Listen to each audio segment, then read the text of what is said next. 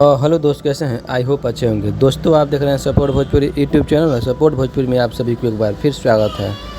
और दोस्तों, भोजपुरी इंडस्ट्री के ट्रेंडिंग स्टार कहे जाने वाले खेसारी लाल यादव जी का एक बहुत बड़े लेवल का और एक बहुत बेहतरीन फिल्म का ट्रेलर रिलीज हुआ है। और दोस्तों, जिस फिल्म का नाम है गॉडफादर। गॉडफादर एक बहुत बड़ी और बहुत बेहतरीन फिल्म बनाया गया है दोस्तों, इस फिल्म को टाइम म्यूजिक भोजपुरी से कल ही रिलीज़ किया गया था।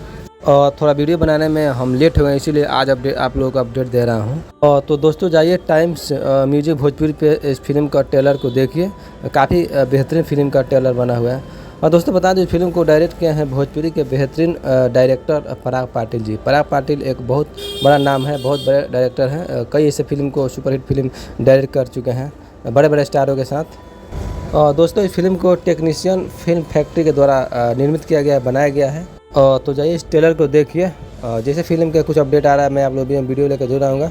तो आज के लिए इतना ही, मिलते हैं किसी नए वीडियो नए टॉपिक के साथ। तब तक के लिए जय हिंद, जय भोजपुरी।